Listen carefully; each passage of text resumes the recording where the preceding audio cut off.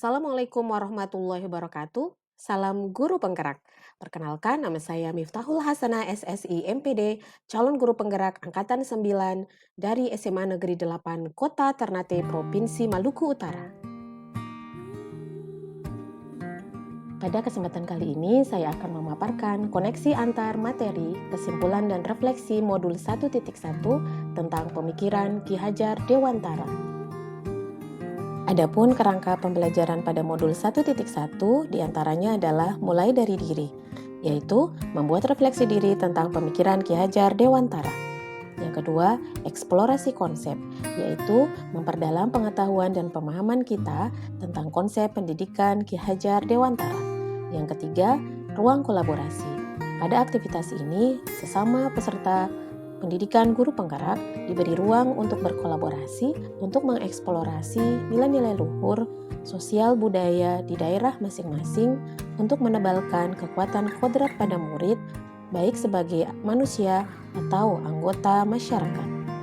Yang selanjutnya adalah demonstrasi kontekstual, di mana peserta JGP membuat strategi untuk mewujudkan pemikiran Ki Hajar Dewantara.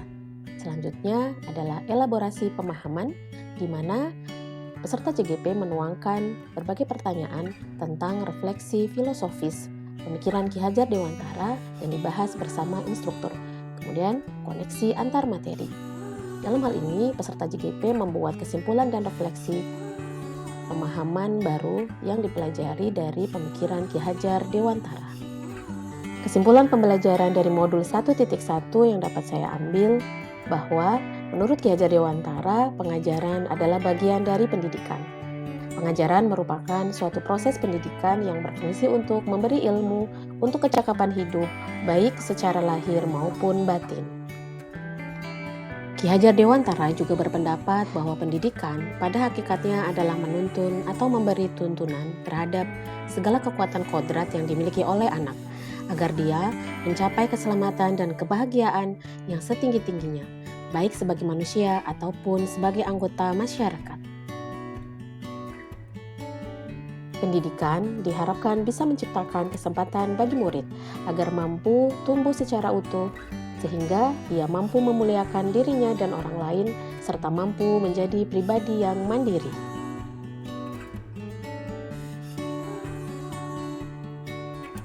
Sebelum saya mempelajari modul 1.1, pembelajaran yang saya yakini adalah pembelajaran saya anggap berhasil ketika murid mencapai target kriteria ketuntasan minimal atau KKM. Kemudian, tercapaian KKM itu sendiri menjadi prioritas meskipun murid mempunyai karakteristik yang berbeda-beda.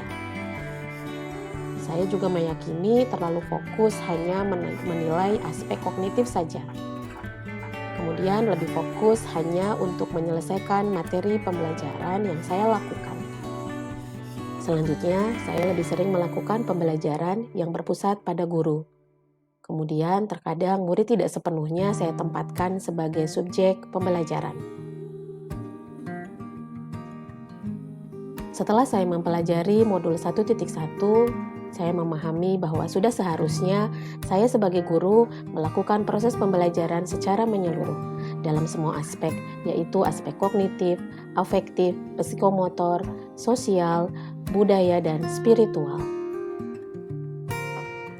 Oleh karena itu, ketika saya melakukan pembelajaran di dalam kelas, saya memberikan pembelajaran yang berpusat pada murid. Kemudian, menciptakan iklim kelas yang positif, sehingga murid bisa berkreasi, berekspresi, dan mampu mengungkapkan pendapatnya. Ketika saya melaksanakan pembelajaran di dalam kelas, saya juga mampu menuntun dan menjadi pamong bagi murid-murid saya. Selain itu, memahami karakteristik dan potensi masing-masing murid saya. Kemudian, memberikan kesempatan kepada semua murid untuk tumbuh dan berkembang sesuai dengan kodratnya. Lalu, setelah saya mempelajari modul 1.1, hal yang segera saya terapkan lebih baik lagi agar kelas saya mencerminkan pemikiran Ki Hajar Dewantara adalah saya harus lebih mengenali karakteristik murid dan kebutuhan murid dalam belajar dengan menjalin komunikasi yang baik dengan murid-murid saya. Lalu, saya juga harus mengembangkan lebih baik lagi pendidikan karakter murid melalui pembiasaan positif di sekolah yang memang sudah terbiasa dilaksanakan di sekolah saya. Hal tersebut mencerminkan profil pelajar Pancasila. Lalu, saya juga harus selalu merancang pembelajaran yang bervariatif, interaktif, dan tentunya menyenangkan, yang mampu mengakomodasi kebutuhan murid yang beragam dan sesuai dengan zamannya. Selanjutnya, saya juga harus terus selalu menerapkan pembelajaran Abad 21 kepada murid-murid saya, yaitu yang mencerminkan pemikiran, berpikir kritis, kreatif, komunikatif, dan kolaboratif.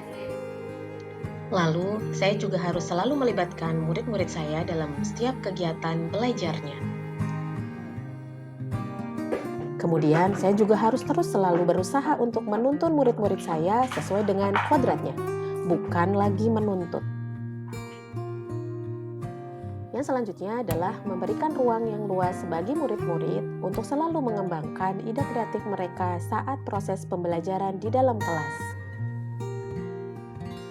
Demikianlah pemaparan saya terkait dengan koneksi antar materi, kesimpulan, dan refleksi tentang pemikiran Ki Hajar Dewantara. Salam guru penggerak, tergerak, bergerak, menggerakkan. Wassalamualaikum warahmatullahi wabarakatuh.